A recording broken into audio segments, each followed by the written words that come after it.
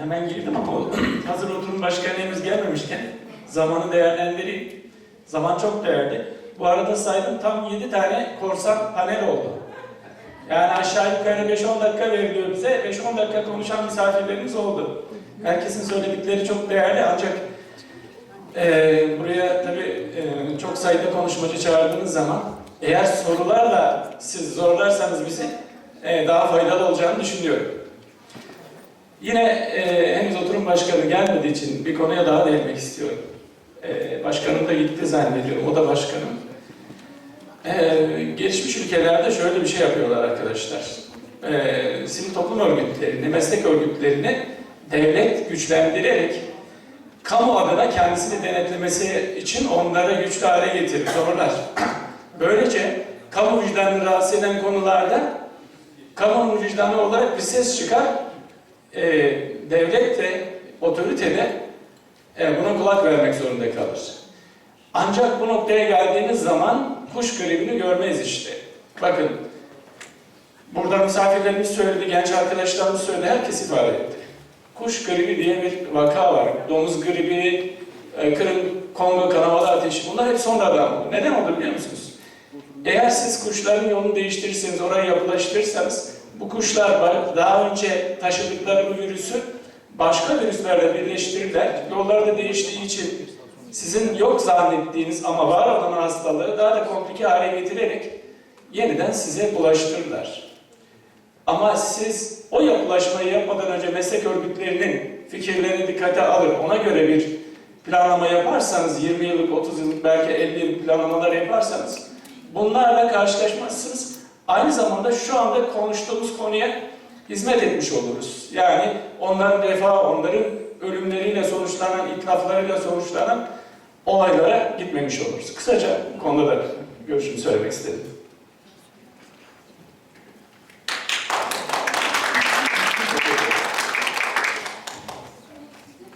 Evet, bu benim. Benimkilerden bir tanesi. Başlıyor musun? Başladım zaten. Peki, teşekkür ederim. Şimdi, geçen hafta içi gene çok yoğunduk. Sağ olsunlar davet ettiler, ben Kuaydör'e çok teşekkür ediyoruz. Böyle bir şey için herkes görev almıyor. Maalesef toplumda kendisine ekstradan görev yükleyip bunu layıkıyla yerine getiren çok az kitle var. Bunun için buradaki herkese, genç arkadaşlarıma çok teşekkür ederim. Çok güzel çalışmalar yapmışlar. Onlara da değineceğim. Ben geçen hafta ne anlatabilirim diye düşündüm. Sık sık çağırıyorlar konuşmalara. Gerçekten bir şey bulamadım. Bazı konuşmacılar da yerinden, katılımcılar söyledi. Hep aynı şeyleri konuşup duruyoruz. Gerçekten hep aynı şeyleri konuşup duruyoruz. Geçen hafta içi oturduğumda yazabildiklerimi şimdi sadece size göstereceğim. Zannediyorum 5 slaytı geçmiyor. Hep aynı şeyleri konuşmaktan sıkılır hale geldik. Şimdi şunu söylemek istemiyorum. Hiç kimse hiçbir şey yapmıyor. Bakın belediyelerimiz de çalışıyor. Hangi siyasi görüşten olursa olsun çalışıyor. Ama emeğinin, o verdiği emeğinin karşılığını alabiliyor mu? Bunu sorgulayacak noktaya gitmemiz gerekiyor. Bunu herkesin sorgulaması gerekiyor. Bunu belediye başkanının da sorgulaması gerekiyor. Meslek örgütlerinin de sorgulaması gerekiyor. Siz hayvanseverlerin de sorgulaması gerekiyor. Siz tamamen apayrı bir camiasınız. Sizi ben ayrıca değerlendireceğim. Buradan şöyle bir koridor açın arkadaşlar. Konuşmanın sonunda ben şu sağdan koşarak gitmek zorunda kalacağım diye düşünüyorum. Evet. Bizim odamız Beyoğlu'nda bulunuyor arkadaşlar. Asmalı Mescid Caddesi vardır. Bilenler böyle renkli bir alandır. İlk Hayvanları Koruma Derneği 1912'de, 4 Ekim'de orada kurulmuştur. O sokağa yakın bir yerde kurulmuştur. Bir sadrazam tarafından. Amacı da adalara götürülen, adalara terk edilen bir ara çok fazla... İşte aslında şunu söylemeden geçmeyelim. Bizim toplumumuz geçmişten bir hayvansever damarı var. İnanılmaz hem de. Katırlara ne kadar yükleneceğiyle ilgili kanunlar, şeyler çıkarılmış, emirler çıkarılmış. Onunla ilgili cezalar, inanılmaz cezalar ortaya konmuş. Zaman içerisinde bu vicdan bazı sorunlara neden olmuş. Bunlardan bir tanesi, işte sokak hayvanları İstanbul'da bir ara çok itibar görmüşler ve inanılmaz çoğalmışlar. Ve buna önlem olarak radikal çözümler aramışlar, bunları adalara terk etmişler. Öyle ki tabii o bugünkü kadar bir duyarlılık, gidiş gelişle ilgili iletişim ve transportla ilgili sorunlar varmış gene. Hayvanlar geceleri birbirlerini yiyorlarmış. Ve o sesleri İstanbul'dan insanlar duyuyorlarmış. Ve o nedenle o adaya hayırsız ada denmiş. Şöyle de bir hikayesi var. Aslında okuduğum bir yerde bir kaydı da var. O şeyden sonra, o olaylardan sonra İstanbul'da çok büyük bir yangın meydana geliyor ve İstanbul'un büyük bir kısmı yanıyor. Ve tabii bu işin inanç boyutu, insanlar ona bağlıyorlar. Oradaki o hayvanlara yapılan eziyete bağlıyorlar ve oraya hayırsız ada diyorlar ve hayırsız ada bugüne kadar geliyor. Şimdi günümüzde de bir sürü hayırsız yerler oluştu. İstanbul çok büyük bir hayırsız ada gibi yani. Sokaklarına baktığınızda hayvanlar gerçekten belli dönemlerde açlıktan, ben kendim şahit oldum ormanlarda, birbirlerini yemişlerdi. Şimdi aradan bakın 100 yıl geçmiş. Bu çalışmalardan beri, bu olaylardan beri 100 yıl geçmiş. Biz hala aynı şeyleri konuşuyoruz. Hala kentlilik bilincimizle ilgili biraz önceki çok iyi ifade ettiler Sayın Başkan, genç arkadaşım ve diğer konuşmacılar. Hala kentle ilgili sorunları konuşuyoruz. Hala planlamamızda ekolojinin geleceğini, ona göre bir yapılanma olması gerektiğini, asıl önemli olan canlılık olaylarının olduğunu, binaların yaşamaya yetmeyeceğini biz henüz farkına varmadık. Dolayısıyla planlamamız da buna göre değil. Bir sonraki slayda geçebilir miyiz? Okla aşağı basarsanız. Evet.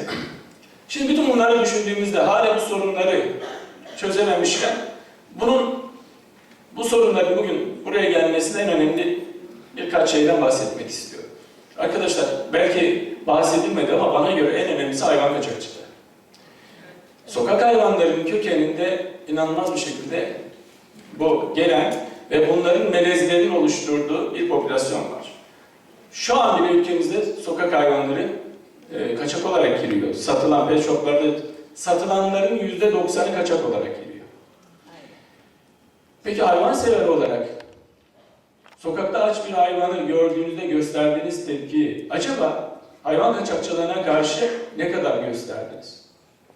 Böyle bunu sorgulamamız gerekiyor. Demiştim ya, beni buradan kovalayacaksınız.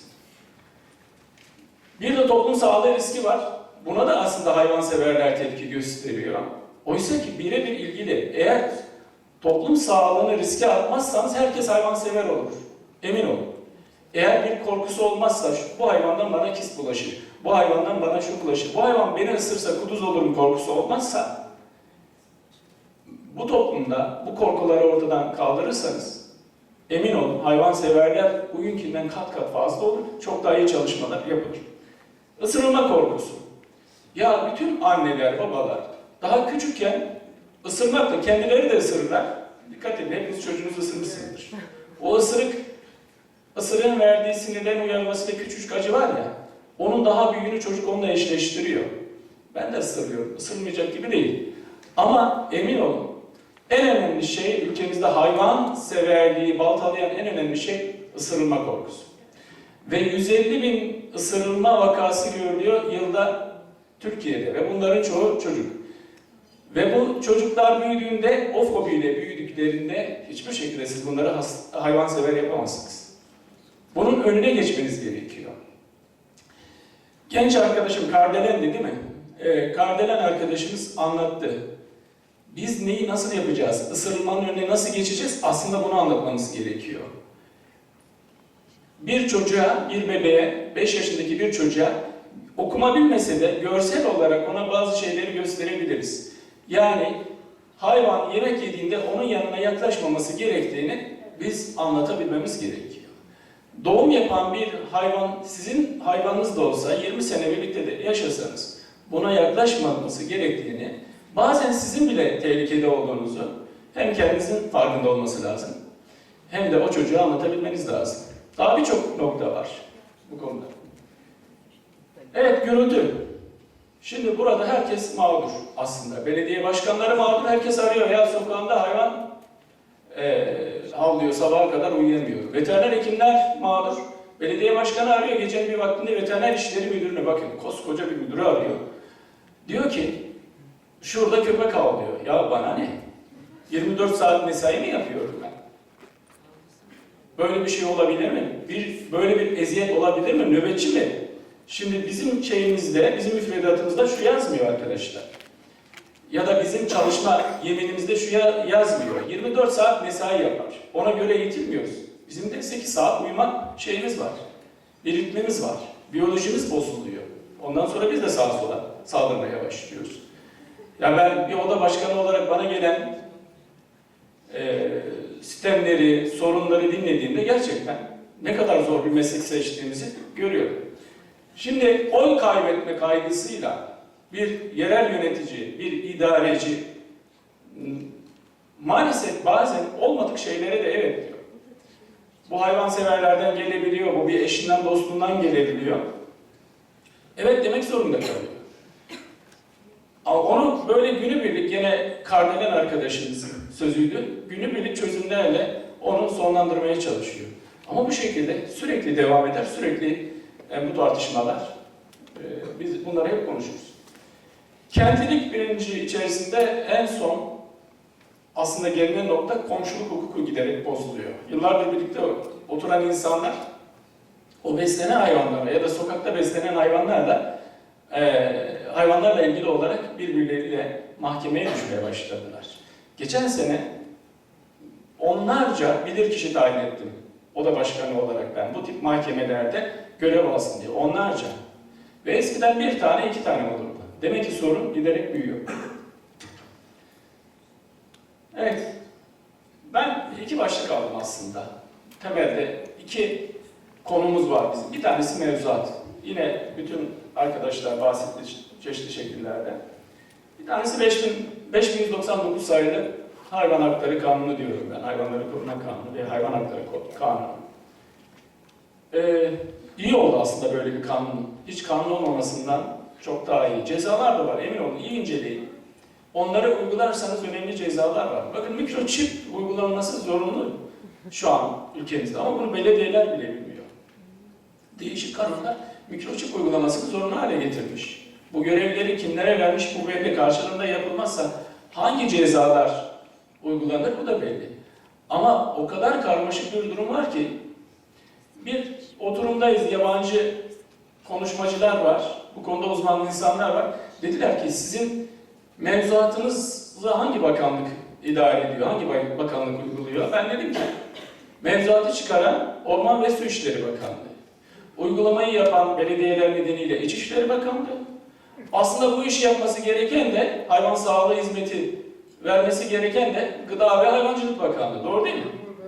Ya böyle bir denklemi, hani bu havuz denklemleri var ya, gerçekten ondan daha zor. Yani böyle bir denklemi oluşturmuşlar, şimdi yetki devriyle bunu çözmeye çalışıyorlar. Orman ve Su İşleri Bakanlığı'nda sudan olaylar, yani toplasanız 15-20 tane veteriner hekim yok.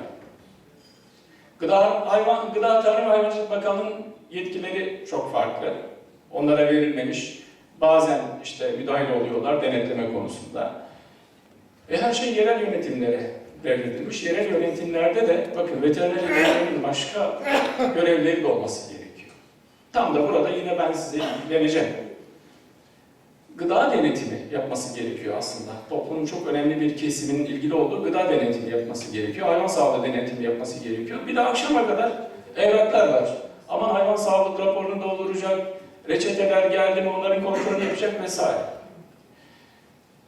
Peki her belediyede veteriner işleri müdürü var mı? Ya da müdürlüğü var mı?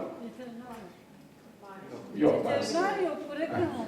Evet, daha da ilerisi bazı belediyelerde veteriner hekim yok arkadaşlar. Peki siz hayvansever dernekleri olarak asıl çözülmesi gereken sorunun bu olduğunu teşhis edemediniz mi? Oradaki 3-5 tane mağdur veteriner hekim ki her gün, bakın daha geçen Sarıyer'de bir olay oldu. Bugün buraya gelmeseydim oraya gidecektim. inanılmaz zor şartlarda görev yapmaya çalışan veteriner hekimlere, onların çalışma şartlarıyla ilgili acaba ne kadar kafa yordunuz? Acaba bununla ilgili raporlarınızı ilgili belediyelere ilettiniz mi? Bir doktorun günlük bakabileceği doktor var mı aramızda? Hasta sahibi kaç tanedir? Hasta kaç tanedir? Herhalde 20-30 hasta bakarsa yorulur değil mi? Ya veteriner hekim, bütün o barınakta da 5000 tane hayvan var. Bir barınakta arkadaşlar. 5000'e kadar saymışlar, gittim kontrol ettim İstanbul'da bir barınakta. 5000'den sonrasını bilmiyorlar. Yani orada kaç tane hayvan olduğunu veteriner hekimler artık karıştırmış durumda. Bu çok önemli bir konu. Bunun bence öncelikle çözülmesi gerekiyor. Şimdi mevzuatla ilgili gene çok konuştuk. Bakanlıkta bir tasarı var, değişmesi gereken yerler var. Hepimizin bilgisi var. Hepimiz de hemfikiriz. Doğal yaşam alanları var, işte cezaların arttırılmasıyla ilgili kabahatler kanunu, bunun cezaya dönüştürülmesi gerekiyor vesaire. Hepimizin hemfikir olduğu şeyler var. Ama hemfikir olmadığımız şeyler aşağıda başlıyor. Sizden başlıyor. Ya ben niye bugün taktım size? Sizden başlıyor. Biz bilim adamı olarak diyoruz ki mitoz bölümüne tek hücreli canlılar bölünerek işte çoğalırlar, mitoz bölünme yaparlar. Yanlış, bu yaştan sonra yanlış olduğunu öğrenin. Bir de siz varsınız bölüme. Bu kadar örgütlü yapı, bu kadar parçalı olabilir. Aslında bir arada olsanız var ya, inanılmaz işler yaparsınız. Ama herkesin bölgesi var. Yani ben öyle biliyorum. Yanlış biliyorsam beni düzeltin lütfen. Herkesin bölgesi var, kimse o bölgeye giremiyor. Ya amacımız bir değil mi? Şu an buradaki insanları düşünelim. Herkesin kaygısı, hayvanlar değil mi? Doğa değil mi? Kentlilik bilinci değil mi şu an? Buradayız. O zaman amacımız aynı. Ama biz birlikte çalışmıyoruz.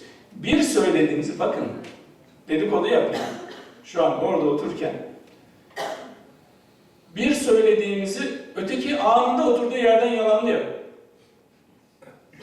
Beni bir daha çağırmazlar. Kimse beni buraya panele çağırmaz. Ama konuşacağım. Şimdi olay böyle olduğunda gerçekten ortaya iyi bir şey çıkarmamız mümkün değil. O zaman da işte biraz önceki tartışmada olduğu gibi yüzeysel kısır döngü tartışmalarla geçeriz vaktiniz.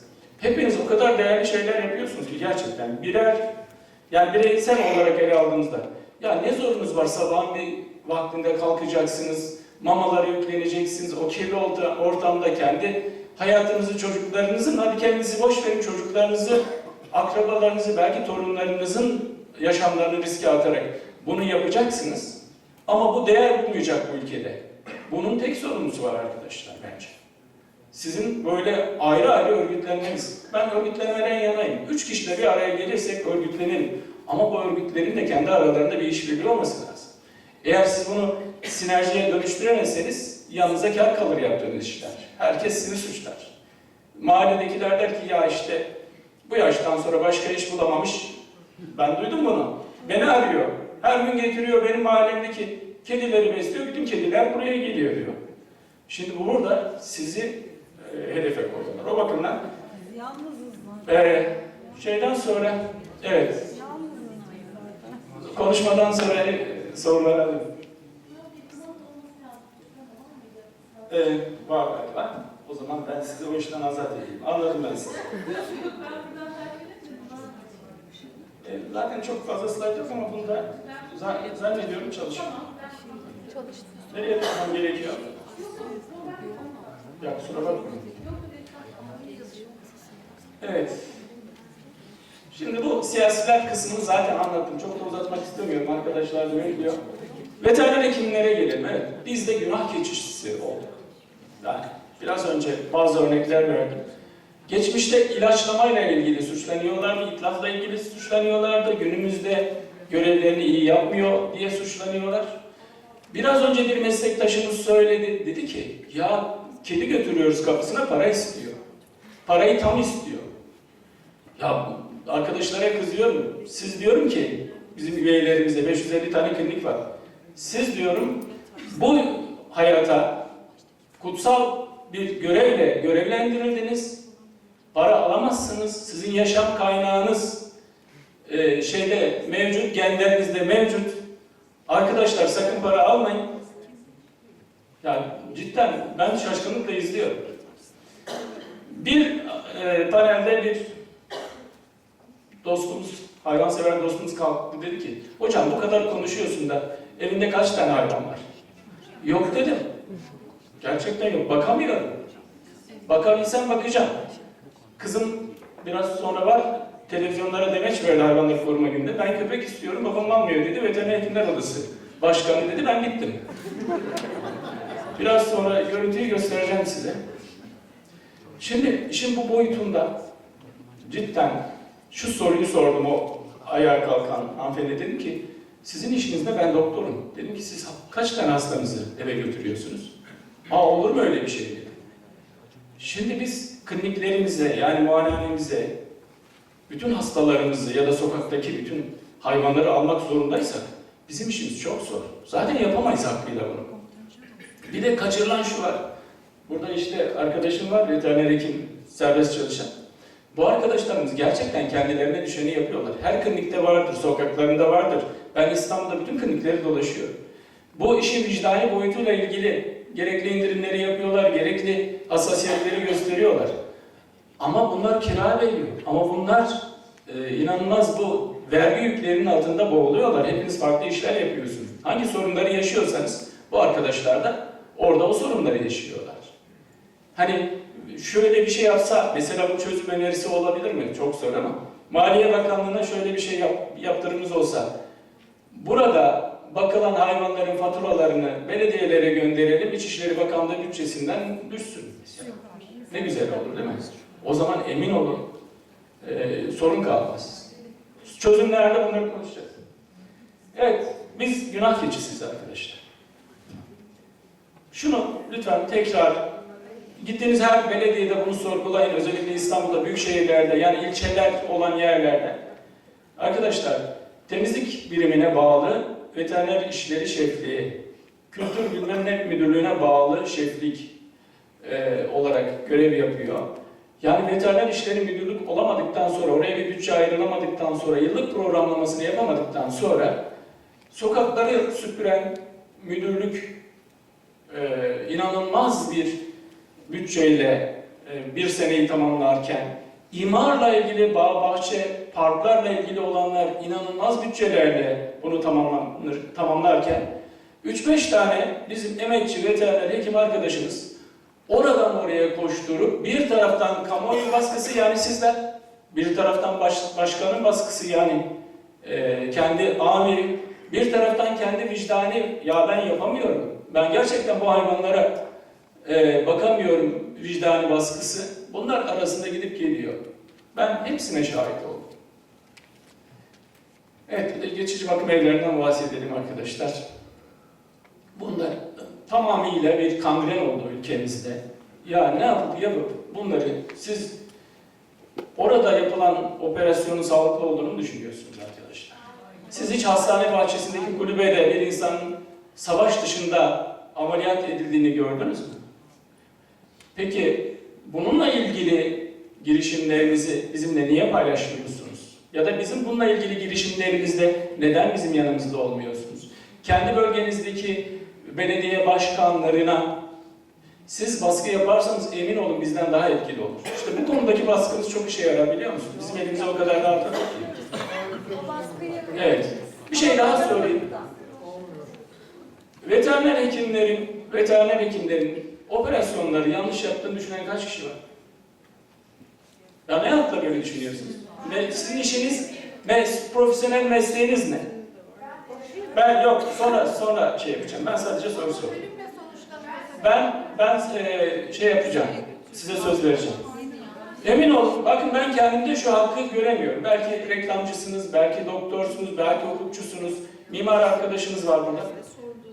Benim herhangi bir meslekle ilgili kendimi aşan 5 yıllık bir eğitim ya da 4 yıllık bir eğitimi almış bir profesyonel mesleği olan kişiye, örneğin bir doktora, bir diş hekiminin işini nasıl yapacağıyla ilgili bilgi vermen doğru olmaz. Ben bunu haksızlık olarak görürüm onun emeğini. Aynı şeyi biz kendimize de haksızlık olarak görüyoruz.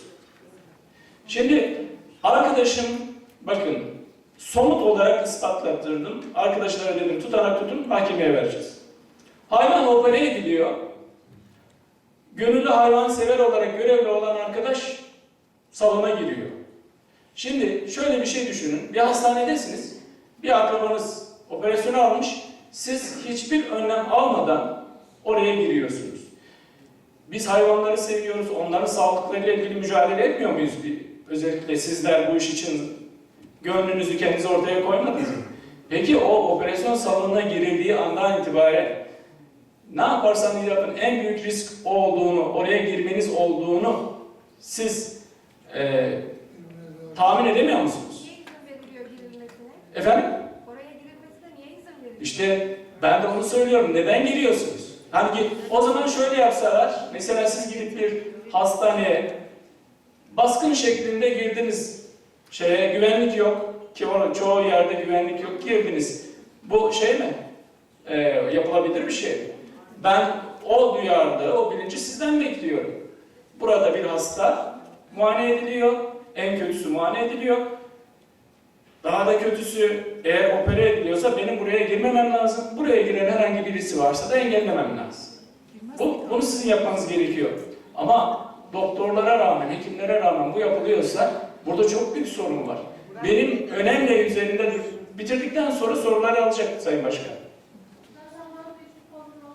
Evet, bitiriyorum. Kaptırdım, konuşuyorum. Bana geç korsan paneller olduğu için böyle oldu. Evet, bir sonrasına geçebilir miyiz acaba? Evet. Hepimiz hayvan severiz aslında. Vicdanen, gerçekten geçmişten beri ailemize çiftçilikten gelen bir toplumuz biz. Her şeyden genlerimizde var. Ama bakın, biraz önce söylediğimiz konuları ayırt edebilmek için bence belli eğitimler almamız gerekiyor.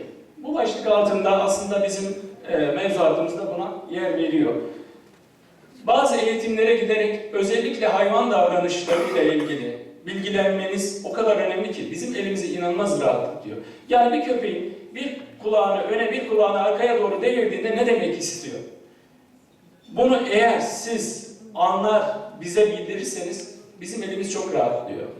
Bir köpek kuyruğunu kovalıyorsa eğer bunun nedenini siz anlayıp bize söylüyorsanız emin olun o hayvanı tutuş şeklimiz farklılaşıyor. Onu başka türlü tutmak zorundayız çünkü biz. Bu konuda sizin desteğiniz gerekiyor. Evet, geçelim. Ben bize yeterince anlattım aslında. Eksik anlattığım şey şu. Yine genç arkadaşım söyledi ve söylendi de tabii biraz benim gibi. Arkadaşlar, çocuklar çok önemli, geleceğimiz çok önemli. Ya belli bir yaştan sonra birbirimize bir şey anlatmamız ve kabullendirmemiz çok zor. Ama eğer biz ilköğretim çağında, hatta ana sınıfından itibaren onları işlersek geleceğe dair çok umutlu oluruz. Geleceğe dair bilinçli hayvanseverlik açısından çok umutlu oluruz. Binlerce öğrenciye ulaştık bunu yapabilmek için. Bir boyama kitapçığı çıkarttık. O kadar etkili oldu ki görsel hafızayla işitsel hafızayı bir araya getiriyor, ısırılmayı önlüyor. Baskı sayısı 200.000'i geçti. Türkiye'nin her tarafından istiyorlar. Kocaeli'nden de istenmişti. Daha önce izin istenmişti basım için. Bu tip projelerde bir araya gelmemiz gerekiyor bizim. Aslında yapabileceklerimiz bunlar. En önemlileri bunlar. Yoksa elbette köpekleri besleyeceğiz. Ama o köpeğin o sokakta olma kaynağını biz çözemiyoruz. İnsanların, yine bir katılımcı söyledi, köyden geldikten sonra köpekten korkuyor. Gerçekten bu çok tuhaf bir şey. Ama korkak. Çünkü köydeki köpek onun ailesinden biriydi. Sokaktaki köpek onun düşmanı gibi görünüyor. Çünkü sokaktaki köpeklere insanlar kötü davranarak agresif olmasına neden olmuşlar. Evet. Geçelim. Çeşitli çalışmalar yapıyoruz biz. Sizin bunlara duyduğunuz zaman katılmanızı isteriz. Bir şey daha var, bir slide daha var. Görebiliyor muyuz? Hayvan davranışlarıyla ilgili. Kusura bakmayın sizin zamanınızdan biraz çaldım ama. Davranış giriş. Arkadaşlar çeşitli yerlerde seminerler veriyoruz hayvan davranışlarına ilişkin. Bütün normal, anormal davranışları anlatmaya çalışıyoruz. İstanbul'da yüzlerce kişinin katıldığı eğitimler verdik, çok faydalı oldu. Sizlerin de, özellikle hayvan severlerin bunların olmasını isterim. Tamam arkadaşlar. Bir son bir şey var. Çıkalım efendim. Evet, benim rezil olduğum gibi. Oradan çıkalım. Aşağıda internet var bakın. Onu açalım. Şimdi benim kızım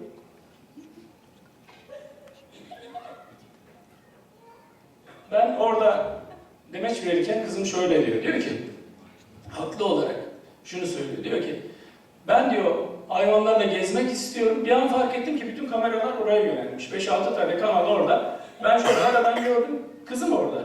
Hemen bıraktım. Oraya doğru koştum. Ben diyor hayvanlarla gezmek istiyorum. Onları sevmek istiyorum. Kucağıma almak istiyorum. Yürümek istiyorum. Gerçekten de büyük kızım da hayvan delisi, küçüğü de. İnanılmaz hassaslar bu konuda. Ama şöyle bitiriyor. Ama benim babam izin vermiyor diye bitiriyor. Şimdi benim bittiğim andır. Ama ben ondan sonra kendimi sorguladım. Niye alamıyoruz? Niye alamıyoruz? Ben apartman dairesinde oturuyorum. Daireler küçük, sorunlar yaşanıyor ve ben o hayvana gerekli özeni gerçekten bir davranış bilimci olarak veremeyeceğim. Ben davranış bilimciyim aslında. Hayvan davranış bilimcisiyim. Benim çalışma alanım odur. Ben o hayvana gerekli özeni gösteremeyeceğim. Orada bir söz vermiştik, bahçeli eve geçeceğiz inşallah, alacağız. Şimdi bundan sonra beni öyle suçlayacaklar söyleyeyim. Bahçeli eve geçiyoruz ve bir kedi bir de köpek alıyoruz. Hepinize teşekkür ederim.